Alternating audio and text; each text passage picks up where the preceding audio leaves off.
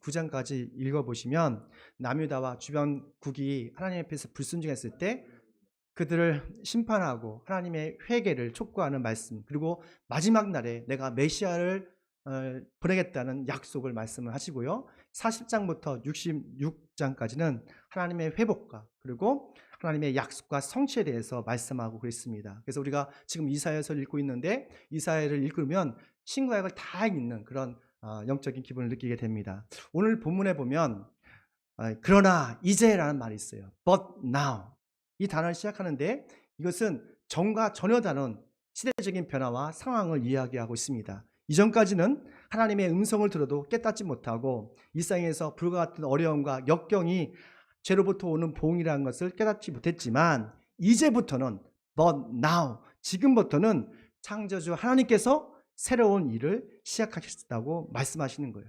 그 새로운 일은 창조주 하나님께서 우리를 사랑하셔서 죄와 죽음에서 속량하시고 우리의 삶의 모든 문제, 영적인 문제, 어떤 정치적인 문제, 그리고 삶의 문제를 내서 우리를 보호하시고 보호하게 하셨다는 하나님의 약속이었습니다. 그의 약속의 말씀대로 너는 나의 것이다. 뭐라고요? 너는 나의 것이라고 선포합니다. 우리 1절 하반절 말씀 봅니다. 뭐라고 말씀하십니까? 너는 나의 것이다. 당신의 것이 아니라 우리는 하나님의 것이라고 말씀하고 있어요.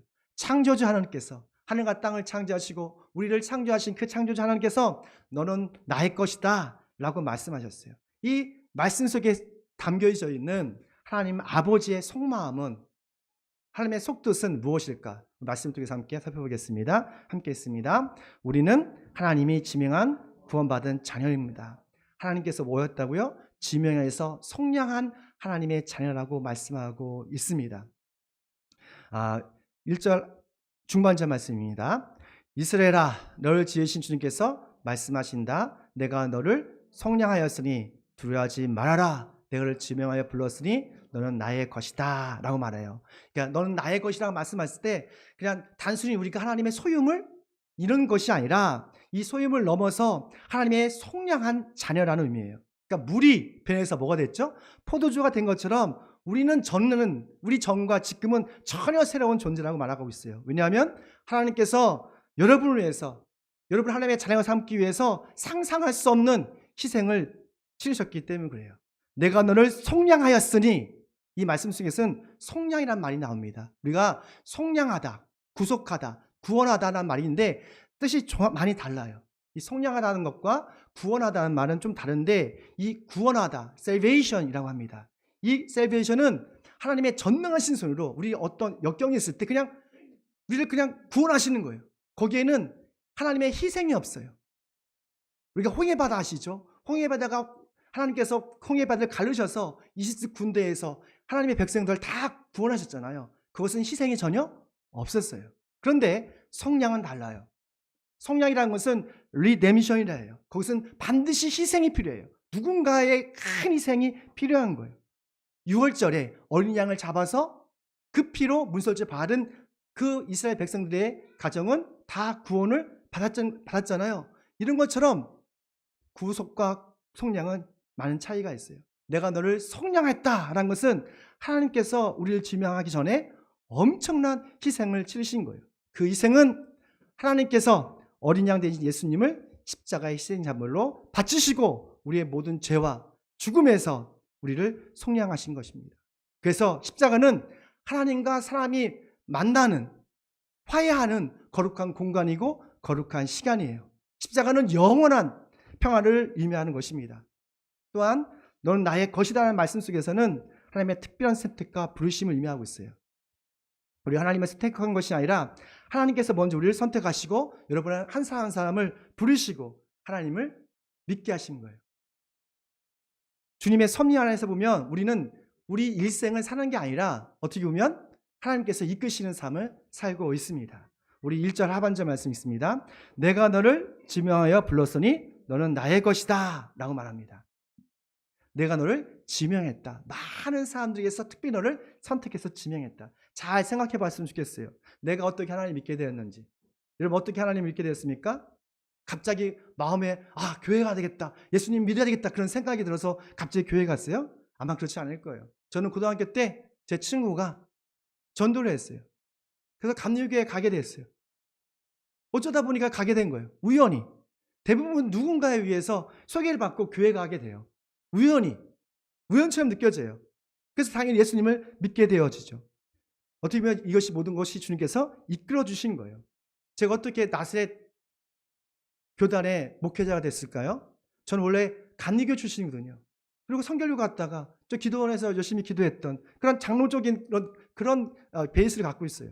근데 제가 예루살렘 감리교회 다닐 때 옆에 그 외국인 선교사님들이 계셨어요. 그 선교사님을 그 만남을 통해서 저분들은 참 특이하고 신앙생활 참 잘하는데 주일마다 항상 가고 저를 볼 때마다 항상 인사를 했거든요. 근데 알고 봤더니 그분들이 그 나사렛 대학의 총장 패치 교수님하고 그분의 선교사님들이었어요. 제가 고등학교 때 그분을 많이 봤거든요. 우연히 나사렛 교회를 알게 되고 자연스럽게 나사렛 교인이 되었어요.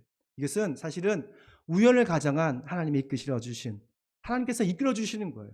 우리가 인생을 능동적으로 주도적으로 하는 것처럼 보이지만 사실은 하나님께서 이끄시는 삶을 살고 있는 거예요. 그래서 주님이 이끄시는 사는 사람은 있잖아요. 미래를 두려워하지 않습니다. 왜냐하면 하나님께서 우리가 항상 동행하는 것을 믿고 주님께서 우리를 보호하신다는 걸 믿기 때문에 그래요. 함께 있습니다. 시작. 우리는 하나님이 동행하고 보호하는 자녀입니다. 아멘. 하나님께서 여러분을 보호하시고 또 항상 동행하는 것을 믿으십니까? 그 약속이 바로 2절에 나오고 있어요. 함께 읽을게요. 네가 물가운데로 건너갈 때에 내가 너와 함께하고 내가 강을 건널 때에도 물이 너를 침몰하지 못할 것이다. 네가 불 속을 걸어가도 그을리지 않을 것이며 불꽃이 너를 태우지 못할 것이다. 아멘. 이 말씀을 믿으십니까? 그러니까 불 속으로, 물 속으로 우리가 어느 곳에 가든지 주님께서 우리와 함께 동행하신다는 거예요. 너는 나의 것이다 라는 말은 그냥 빈말로 한 것이 아니라 정말 너는 나의 것이기 때문에 항상 너와 동행하고 함께 할 거라는 하나님의 약속이에요. 주님께서 우리가 동행하면 무엇이 좋습니까? 우리가 기쁠 때 있잖아요. 함께 기뻐하세요. 슬픈 일이 있잖아요. 또 함께 슬퍼하시고 눈물 흘려주세요. 성령께서 가끔 나를 위해서 눈물 흘려주시더라고요. 그리고 우리가 위험한 일이 있을 때 그럴 때 주님께서 천사를 보내서 지켜주시더라고요. 저는 그런 경험을 너무 많이 했습니다. 성경에는 그런 이야기도 가득 차 있어요. 출애굽 시대에 이스라엘 백성들은 하나님의 보호하심과 인도하심을 직접 눈으로 보았어요. 홍해 바다가 건너갈 때에 물이 그들을 침몰치 못했고 광야에 지나갈 때에 불과 구름 기둥이 함께 있었지만 그 불이 그들을 태운 것이 아니라 그 어두운 캄캄한 밤들을 다 밝혀주는 인도하는 그런 역할을 했던 거예요. 지금도 주님은 성령을 통해서 여러분과 함께 하십니다. 여러분과 동행하여 주십니다. 근데 하나님이 우리와 항상 동행하신다는 진리를 머리로 이해하는 것과 그리고 믿음으로 사는 것은 다른 차원의 이야기더라고요. 대부분의 교인들이 주님께서 나와 함께 하신다는 것을 알아요. 지식적으로 알고 있어요. 그런데 믿지를 않아요. 하나님께서 나와 함께 하심을 신뢰하지 않아요. 그것을 어떻게 할 수 있냐면 우리가 모든 일에 있어서 그 사람이 기도하는지 안 하는지를 보면 알 수 있어요. 모든 일에서 WWJD 예수님이라면 어떻게 하셨을까를 묻지 않아요. 그 사람은 하나님이 나와 함께 하신다는 건 알지만 믿지 않는 거예요. 하나님께서 나와 함께 하심을 믿는 사람들은 우리의 사소한 것까지도 하나님께 물어봐요. 그리고 하나님께 믿음으로 기도해요. 이사야서 7장 읽어보면 아하스 왕이 나옵니다. 우리 아하스와 히스기야 왕을 비교하면 하나님의 약속을 아는 것과 믿는 사람의 차이점을 알 수가 있어요. 아하스 7장에 보면 시리아의 군대가 남유다를 침공해 옵니다. 큰일 났죠. 전쟁이라는데. 우리 장로님께서 말씀하시는 항상 안보에 대해 걱정하시는데 정말 우리는 안보에 대해서 정말 중요하지 않습니까? 전쟁은 우리의 삶 모든 것을 송두리째 뺏어가는 거예요. 다 잃어버리는 거예요. 남유다도 그런 큰 위기가 있었어요. 그때 아하스 왕에게 하나님께서 이사야 예언자를 보내요. 왜냐하면 백성들의 두려움을 알았기 때문에 그래요. 네가 나에게 무엇을 구하든지 내가 징조를 보여주겠다. 아무거나 나에게 믿음으로 구하라 라고 하나님께서 아하스 왕에게 약속하셨어요. 근데 아하스 왕은 알았어요. 하나님에 대해서. 그리고 하나님께서 함께 하시면 알았어요. 그러나 믿지를 않아요. 그리고 구하지 않습니다. 이사야서 7장 12절 말씀 있습니다. 저는 징조를 구하지 않고 주님을 시험하지도 않겠습니다.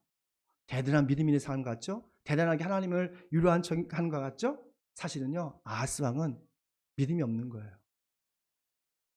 하나님의 기적도 기대하지 않는 거예요. 하나님의 능력도 기대하지 않는 거예요. 그래서 기도하지 않는 거예요. 그에게는 아무런 하나님의 기적을 경험하지 정말로 못했어요. 반면에 히스기야 왕은 아스라의 제국이 침략을 받았을 때 정말 똑같이 큰 위협을 느끼고 있었습니다. 모든 백성이 덜덜덜 떨고 있었어요. 자기의 재산, 가족, 직장 다 잃게 됐어요. 그때에 히스기야 왕은 대표로 해서 교회에 달려갑니다. 그리고 하나님께 무릎 꿇고 하나님께 기도했어요. 그러자 여러분 다 아시는 것처럼 이사야 37장 1절 말씀 보면 주님께 천사를 보내주셨어요. 하루아침에 18만 5천 명이라는 그 아스리아 제국이 하루아침에 다 죽어버렸어요. 그리고 히스기야 왕이 또 병에 걸렸을 때 하나님께 믿음으로 기도했자 여러분 다 아시는 것처럼 15년 동안 생명이 연장되었잖아요. 하나님이 우리와 함께 하시는 것을 아는 사람과 그것을 믿고 사는 사람, 믿고 기도하는 사람은 이렇게 정반대의 삶을 살고 있는 거예요. 우리도 히스기야 왕처럼 믿음으로 기도하길 소망합니다. 하나님이 우리와 함께 하심이 한다는 것을 정말 우리가 알고 날마다 주님께 믿음으로 기도할 때에 정말 날마다 하나님의 도우심이 믿을 걸 믿습니다. 우리 항상 동행께서 함께 하심을 믿음으로 기도하십시오. 일상에서 하나님께 조곤조곤 사소한 가지도 하나님께 물어보세요. 주님께서 가장 선한 길로 여러분을 인도해 주실 것입니다. 또 함께 있습니다. 우리는 하나님의 사랑하는 존귀한 자녀라는 것입니다. 너는 나의 것이다 라고 말씀하셨을 때 이것은 하나님의 참 사랑이 이곳에 다 담겨 있는 거예요. 넌 나의 것이야. 넌 나의 사랑이야. 나의 전부야. 라는 그런 뜻이 있어요. 하나님은 우리처럼 줄 긋듯이 변화하는 그런 사랑을 하지 않습니다. 우리 하나님께서 우리를 사랑하시되 어떻게 사랑하시죠? 끝까지 사랑하십니다. 그리고 우리의 형편이 좋든 나쁘든 우리가 부자가 되든 가난하게 되든 상관없이 우리는 하나님께서 우리를 사랑하시고 존귀하고 보배롭게 여기세요. 우리는 우리 상황이 좋아지면 교만해져요. 그리고 하나님의 사랑을 잊어버리고 좀 어렵고 힘들면 그때 다시 회개하고 도울 때가 참 많습니다. 예수님의 사랑, 하나님의 사랑을 좀 닮았으면 좋겠어요. 변함없이 꿋꿋하게 꾸준히 하나님을 사랑한다고 고백했으면 좋겠습니다. 우리 4절입니다. 내가 너를 보배롭고 존귀하게 여겨 너를 사랑하였으니 너를 대신하여 다른 사람을 내어주고 너의 생명을 대신하여 다른 민족에 내주겠다. 아멘. 하나님이 여러분을 사랑하시는 증거가 무엇입니까? 말라기 예언자는 평생 이 질문에 답을 찾기 위해서 헤맸어요. 하나님이 나를 사랑하시면 왜 나의 삶이 이렇게 고됩니까? 하나님께서 나를 사랑하시면 우리 자녀가 왜 병이 들어요? 하나님이 나를 사랑하시면 왜 우리 사업이 이렇게 안 됩니까? 하나님이 우리를 사랑하시면 우리의 가정이 왜 이렇게 위태롭습니까? 이런 질문을 하면서 답을 찾았어요. 그때 하나님께서 말라기에게 말씀하셨어요. 여러분 집에 가서 말라기 1장 2절 말씀 읽어보십시오. 에서는 야곱의 형이 아니냐라고 나주가 말한다. 그런데도 내가 야곱을 사랑하고 에서는 미워한다라는 말을 해요. 참 어려운 말이죠. 내가 야곱은 사랑하지만 에서는 미워한대요. 원래는 에서가 첫째이기 때문에 에서가 모든 장자권을 가지고 흘러가야 되었어요. 근데 하나님께서는 에서를 미워하고 야곱을 사랑한다 하셨어요. 무슨 말씀이냐면 하나님은 주권적인 사랑으로 야곱을 사랑하셨다는 거예요. 전능하신 하나님께서는 주권적으로 다른 사람들보다 누구를 사랑하신 거예요? 여러분을 사랑하셨다고요. 그러니까 우리는 그 주권적인 하나님의 사랑에 감사합니다 라고 말할 수밖에 없는 거예요. 하나님이 주권적인 사랑으로 여러분을 사랑하시기도 하고 또 어떤 사람은 미워하기도 하시는 거예요. 하나님이 주권적인 사랑 우리를 사랑하셨습니까? 그 증거가 뭡니까? 바로 십자가예요. 십자가. 우리가 아직 죄인 됐을 때 예수 그리스도께서 십자가에 죽으심으로 하나님께서 우리 향한 하나님의 사랑을 확증하셨다라고 말했어요. 그래서 우리는 십자가를 바라볼 때마다 우리 향하신 하나님의 변함없는 사랑, 그 주권적인 사랑과 참 사랑을 알 수가 있는 거예요. 우리 요한복음 3장 10절 말씀 우리 다시 한번 함께 읽겠습니다. 시작. 하나님께서 세상을 이처럼 사랑하셔서 외아들 주셨으니 이는 그를 믿는 사람마다 멸망치 않고 영생을 얻게 하려 하십니다. 할렐루야. 우리는 더 이상 멸망치 않습니다. 죽음이 여러분을 피해갈 것입니다. 할렐루야. 우리는 인생이 아니라 영생을 살고 있습니다. 우리 모두가 하늘나라에서 만날 거예요. 그것 때문에 예수님께서 이 땅에 오셔서 십자가 달려 주신 거예요. 십자가는 하나님의 완전한 사랑이세요. 누구도 하나님만큼 여러분을 귀하게 여기지 않으십니다. 여러분의 남편, 아내, 에이, 시간이 변하면 변할 수가 있어요. 여러분의 피를 나눈 가족, 에이, 하나님만큼 사랑할 수 없어요. 그리고 여러분의 친밀한 친구들, 부부들, 에이, 그럴 수 없어요. 절망의 늪에 빠져 있을 때에, 우리가 억울하고 삶의 무력을 느꼈을 때에 믿음으로 고개를 들어서 십자가를 바라보십시오. 매일마다 하루에 좀 1분이라도 십자가에 담긴 하나님의 사랑을 생각해 보십시오. 여러분의 억눌고 있던 영적인 문제, 또한 정신적 문제가 자유함을 얻게 될 것입니다. 또한 사탄의 결박이 풀려지게 될 것입니다. 그렇다면 하나님의 주권적 사랑을 받은 하나님의 자녀는 어떻게 살아야 하는가? 여러분 어떻게 살아야 되겠어요? 내 멋대로 살아서는 안 되겠죠. 나 중심적이 아니라 어떻게 중심적으로? 바로 하나님 중심적으로 사는 것. 이것이 바로 신앙생활이에요. 근데 아직까지도 하나님 중심적으로 살지 않고 내 중심적으로 사는 사람이 참 많습니다. 그래서 하나님께서 우리에게 많은 시련을 주시는 거예요. 그런 시련을 통해서, 어려움을 통해서 조금씩 깨달아지는 거예요. 누구처럼? 아브라함처럼. 아브라함도 복의 근원이라고, 복의 근원이 되고 하나님 중심적으로 살아야지만 자꾸 실수하잖아요. 그 실수를 통해서, 많은 실수를 통해서 그 깨달아지는 거예요. 일상이 아주 고통스럽죠. 그래서 어떻게 보면 믿음 생활은 십자가에 가는 길 같은 거예요. 계속적으로 어려움이 있어요. 우리가 하나님의 주권적인 사랑 받은 사람들은 하나님의 사랑으로 살아가야 합니다. 마태복음 22장에 보면 예수님께서 우리에게 세 계명을 주셨어요. 여러분 다 아시죠? 마음과 뜻과 힘과 너의 목숨을 다해서 누굴 사랑하라? 하나님을 사랑하래요. 그리고 네 몸처럼 누굴 사랑하라? 네 이웃을, 네 남편을, 아내를 사랑하라. 교회를 사랑하라. 만나는 사람을 사랑하라고 말씀하셨어요. 어떻게 우리 예수님처럼 이웃을 사랑할 수 있습니까? 여러분 지갑을 열으셔야 돼요. 뭘 열는다고요? 지갑을 열어서 여러분의 주위에 있는 사람들을 섬기십시오. 10번 커피 사주면 분명히 그 사람은 교회에 올 것 같아요. 또는 우리 입술로 복음을 전함을 통해서 하나님의 사랑을 전할 수가 있습니다. 마지막입니다. 우리 함께 했습니다. 우리는 하나님의 사랑을 전하는 자녀입니다. 너는 내 것이다 라는 말에는 우리가 복음 전도자, 땅끝까지 가서 복음을 전하는 하나님의 메시지가 있습니다. 6절 하반절 말씀입니다. 나의 아들들은 먼 곳에서부터 오게 하고 나의 딸들을 땅끝에서부터 오게 하라. 땅끝에서부터 오게 하라. 이 말씀을 들으니까 어떤 생각이 드세요?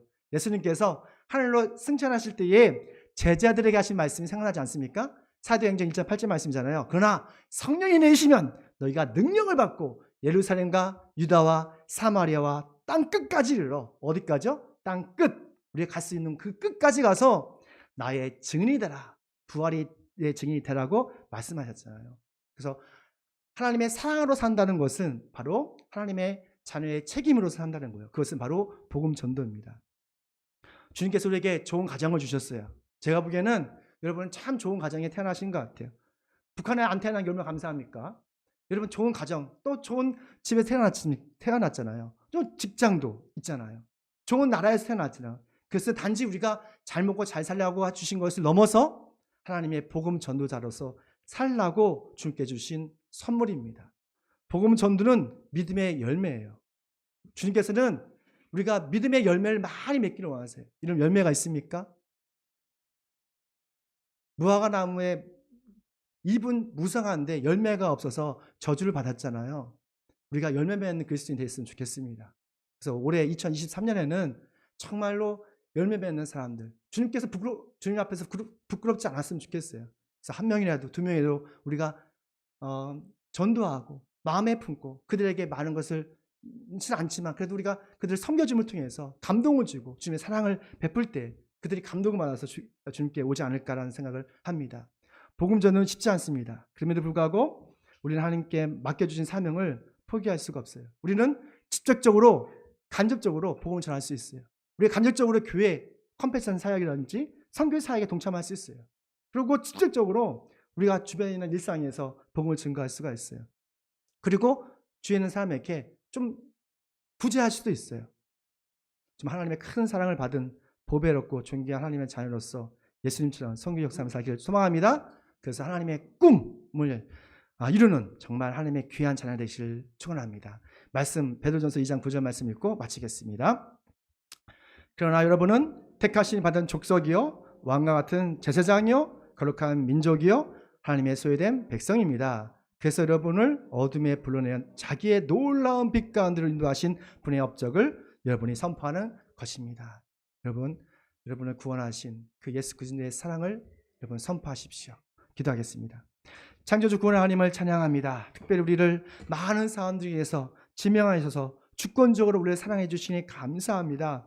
예수님의 보혈로 속량하시고 하나님의 자녀로 살아가게 하시고 또 우리 모든 일상에서 우리가 하나님과